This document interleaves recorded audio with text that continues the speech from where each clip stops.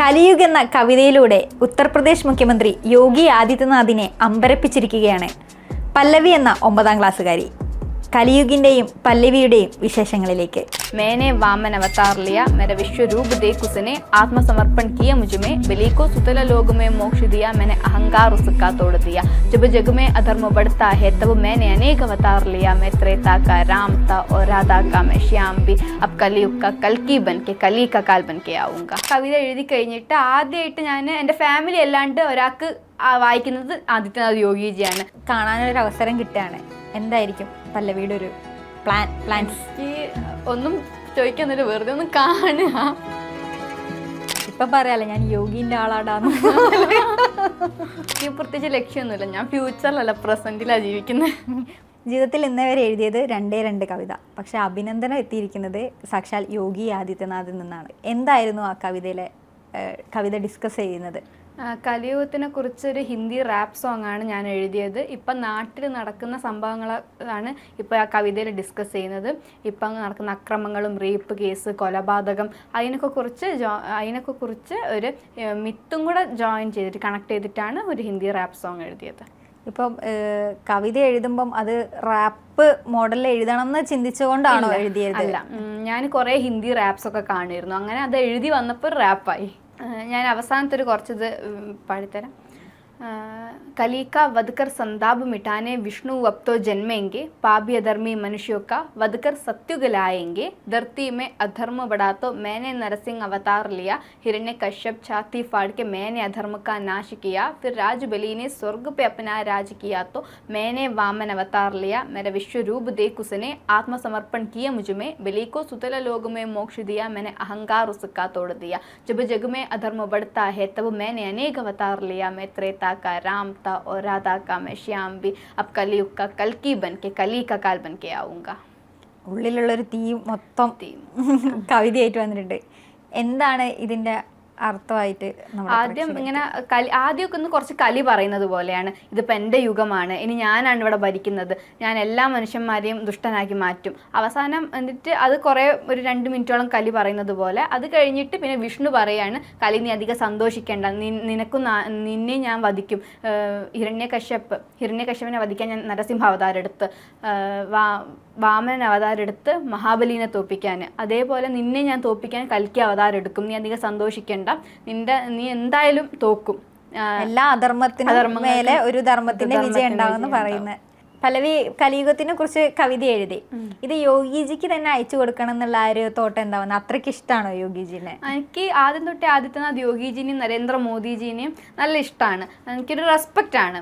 അങ്ങനെ ഞാൻ ഈ കവിത എഴുതി കഴിഞ്ഞിട്ട് ആദ്യമായിട്ട് ഞാൻ എൻ്റെ ഫാമിലി അല്ലാണ്ട് ഒരാൾക്ക് വായിക്കുന്നത് ആദിത്യനാഥ് യോഗിജിയാണ്. ഞാൻ ലെറ്റർ എഴുതി കൂടെ തന്നെ ലിറിക്സും എഴുതിയിട്ട് യോഗിജിക്ക് അയച്ചു കൊടുത്ത് ആദ്യത്തെ 2 ആഴ്ചയൊക്കെ ഒരു എക്സൈറ്റ്മെൻറ്റിന് ഇടയ്ക്കിടയ്ക്ക് ചെക്ക് ചെയ്യുന്നത് കത്ത് അവിടെ എത്തിയോ എന്നൊക്കെ. പിന്നെ അങ്ങ് മറന്ന് പിന്നെ കുറച്ച് കഴിഞ്ഞപ്പോൾ യോഗിജി റിപ്ലൈ അയച്ചു, എന്നെ അപ്രിഷ്യേറ്റ് ചെയ്ത് കവിത എഴുതിയതിൽ.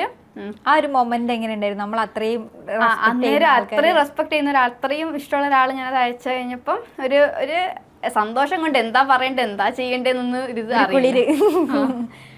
എന്നിട്ട് എന്തായിരുന്നു ആ കത്തില് യോഗിജി എന്താണ് റിപ്ലൈ ആയിട്ട് അയച്ചത് പല്ലവിക്ക്? केरल राज्य की एक छोटी सी बेटी हिंदी भाषा से न केवल भली भांति परिचित है, बल्कि इस भाषा में रचित अपनी कविता द्वारा अपनी भावनाओं को अभिव्यक्ति भी करती है. यह आदरणीय प्रधानमंत्री श्री नरेंद्र मोदी जी के एक भारत श्रेष्ठ भारत के विजन का एक उत्तम उदाहरण है. इसके लिए आपको बधाई. उत्तर प्रदेश में जब भी आपको आने का अवसर मिले मेरे कार्यालय पर सूचना देकर मेरी कार्यक्रम की जानकारी मिल जाएगी. കേരളത്തിൽ നിന്നുള്ളൊരു പെൺകുട്ടി ഇത്ര നന്നായിട്ട് ഹിന്ദി അറിയാം എന്നത് നരേന്ദ്രമോദിജീൻ്റെ ഏക ഭാരത് ശ്രേഷ്ഠ ഭാരത് എന്ന വിജൻ്റെ ഒരു ഉത്തമ ഉദാഹരണമാണ്. പിന്നെ നിങ്ങൾക്ക് എപ്പോഴെങ്കിലും ഉത്തർപ്രദേശിലേക്ക് വരാൻ അവസരം കിട്ടി എൻ്റെ കാര്യാലയമായിട്ട് ബന്ധപ്പെട്ടാൽ മതി.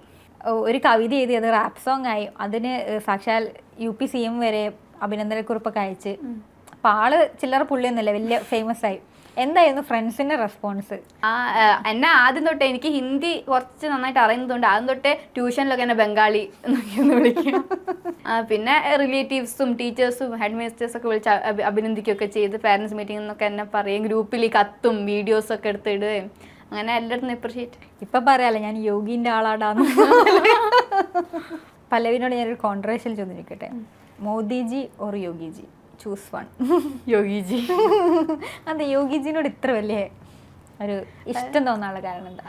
യോഗിജി ഇങ്ങനെ ഗുണ്ടകളെ വീടൊക്കെ ബുൾഡോസർ വെച്ച് അടിച്ച് തകർക്കുന്നതും പിന്നെ പെൺകുട്ടികളെ റേപ്പ് ചെയ്യുന്ന ആൾക്കാരൊക്കെ ഇങ്ങനെ വെടിവെച്ച്, യോഗിജിൻ്റെ ആൾക്കാർ ഇങ്ങനെ വെടിവെച്ച് കൊല്ലുന്ന ന്യൂസൊക്കെ കേൾക്കുമ്പോൾ എനിക്ക് ഇങ്ങനെ ഗൂസ് ബംസ് വരും. പിന്നെ അങ്ങനെ യോഗിജിനോട് ഭയങ്കര ഒരു റെസ്പെക്റ്റാണ്, ഫാൻകളാണ്. പല്ലവിനോട് യോഗിജി പറഞ്ഞിട്ടുണ്ട് ലക്നൗവിലെത്തിയാൽ എന്താണ് ഓഫീസായിട്ട് ബന്ധപ്പെടണം എന്നൊക്കെ പറഞ്ഞിട്ടുണ്ട്. അപ്പം സപ്പോസ് കാണാനൊരു അവസരം കിട്ടുകയാണ്, പല്ലവി ഓൾറെഡി ഒരു യോഗി ഫാനാണ്, ബിഗ് ഫാൻ, അങ്ങനെ ഒരു അവസരം കിട്ടുകയാണെങ്കിൽ എന്തായിരിക്കും പല്ലവിയുടെ ഒരു പ്ലാൻസ്? എനിക്ക് ഒന്നും ചോദിക്കുന്നില്ല, വെറുതെ ഒന്ന് കാണുക, എനിക്കൊന്ന് കണ്ണ് നിറച്ച് കണ്ടാൽ മതി. പല്ലവിൻ്റെ ഉള്ളിൽ എനിക്ക് തോന്നുന്ന ഒരു തീയുണ്ട്, എന്തിനൊക്കെയോ എതിരെ സംസാരിക്കാനുള്ള, എന്തൊക്കെയോ എന്താണ് നമ്മുടെ സൊസൈറ്റിയിൽ നടക്കുന്ന പലതിനെ കുറിച്ച് ചോദ്യം ചെയ്യുന്ന ഒരു തീ എനിക്ക് കാണുന്നത്. അപ്പോൾ ഇനിയുള്ള കവിതകൾ എന്തെങ്കിലും ആലോചനകളുണ്ട്, ഇന്ന സബ്ജക്റ്റിനെ കുറിച്ച് എഴുതണം, അല്ലെ ഇതിനെക്കുറിച്ച് എനിക്ക് എൻ്റെ രാജ്യത്തിനെ കുറിച്ച് എഴുതണം എന്നുണ്ട്. അപ്പോൾ നമ്മുടെ ജനിച്ച മണ്ണിനെയും രാജ്യത്തിനെയും കുറിച്ച് എഴുതണം എന്നൊക്കെയാണ്. ഇപ്പം ഇങ്ങനെ ഈ കലിയുഗത്തിൽ പുരാണങ്ങളെ ഒരുപാട് പരാമർശിച്ചു പോകുന്ന കവിതയാണല്ലോ. പുരാണങ്ങളും ഒക്കെ ചെറുപ്പം മുതലേ പഠിച്ചിട്ടുണ്ട്, അല്ലെങ്കിൽ അതിനോടൊക്കെ ഇഷ്ടമുണ്ടായിരുന്നു ചെറുപ്പം മുതലേ? അമ്മമ്മയൊക്കെ പറഞ്ഞു തന്നിട്ടാണ് കുറേ പുരാണ കഥകളൊക്കെ അറിയുന്നത്. പിന്നെ കുറച്ച് കഴിയുമ്പോൾ ഫോണിലൊക്കെ കണ്ട് അങ്ങനെയൊക്കെയാണ് ഇപ്പം അറിയുന്ന പുരാണങ്ങൾ. ഇനി എന്തെങ്കിലും ഇപ്പോൾ ഈ റാപ്പ് ആൾക്കാർ അറിഞ്ഞു തുടങ്ങി, അഭിനന്ദനങ്ങൾ കൂടുതൽ എത്തി തുടങ്ങി, എന്തെങ്കിലും അപ്രോച്ചസുകൾ വന്നിട്ടുണ്ട് ഏതെങ്കിലും സബ്ജക്റ്റിനെ കുറിച്ച് എഴുതി തരുമോ എന്നൊക്കെ ചോദിച്ചു? വർമാജി എന്നോട് പറഞ്ഞിട്ടുണ്ട് ഒരു കൃഷ്ണ ഭജൻസ് കുറച്ച് എഴുതി തരാൻ, അവർക്ക് പാടാനായിട്ട്. ആദ്യമായിട്ട് കവിതയായിട്ടല്ലേ പല്ലവേദി അത് യോഗിജിക്ക് അയച്ചു കൊടുക്കുന്നു, അഭിനന്ദനം കിട്ടുന്നു, ഇത് റാപ്പായി മാറുന്നു. ഇത് യൂട്യൂബ് ചാനൽ തുടങ്ങണം, അതിനകത്ത് ഇത് അപ്ലോഡ് ചെയ്യണമെന്നൊക്കെ ചിന്ത പല്ലവിയുടെ സ്വന്തമായിരുന്നു? അല്ല, അമ്മയാണ്. അമ്മ അങ്ങനെ നല്ല സപ്പോർട്ടീവ് ആയിരുന്നു. എനിക്കിത് റാപ്പാക്കണം എന്നുള്ളതിനെക്കാട്ട് കൂടുതൽ അങ്ങനെ അമ്മയ്ക്കായിരുന്നു.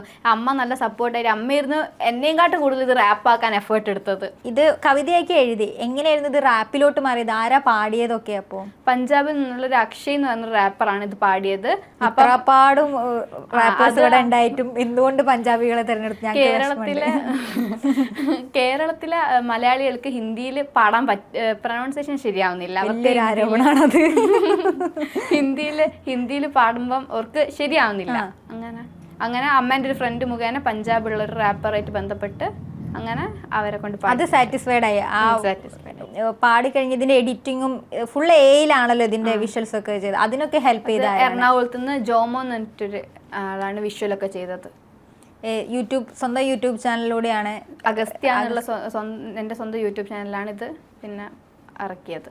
പല്ലവി ഈ കവിതയും ഈ അഭിനന്ദനവും ഒക്കെ ഒളിച്ചു വെച്ചതായിരുന്നു.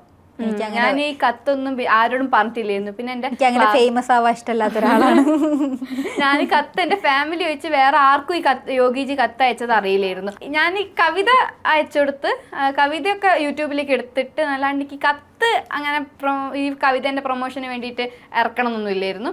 പിന്നെ എൻ്റെ ക്ലാസ് ടീച്ചറിന് ഞാൻ അയച്ചു കൊടുത്തു. ക്ലാസ് ടീച്ചറാണ് പിന്നെ ക്ലാസ് ഗ്രൂപ്പിൽ എല്ലാത്തിലും ഇട്ടിട്ട് അത് പിന്നെ അങ്ങനെയാണ് കത്ത് ഫ്ലാഷ് ആയത്. കവിതയ്ക്ക് എഴുതി ഒരു കൊച്ചു ഫേമസ് ആയി ഇരിക്കുകയാണ്. എന്താണ് അതിനിടയിൽ പഠിത്തമൊക്കെ നടക്കുന്നുണ്ടോ? എന്തെങ്കിലും ഫ്യൂച്ചർ പ്ലാൻസ് ഉണ്ടോ, ഇന്നതാവണം എന്നൊക്കെ? അങ്ങനെ എനിക്ക് പ്രത്യേകിച്ച് ലക്ഷ്യമൊന്നുമില്ല. ഞാൻ ഫ്യൂച്ചറിലല്ല പ്രസന്റിലാണ് ജീവിക്കുന്നത്.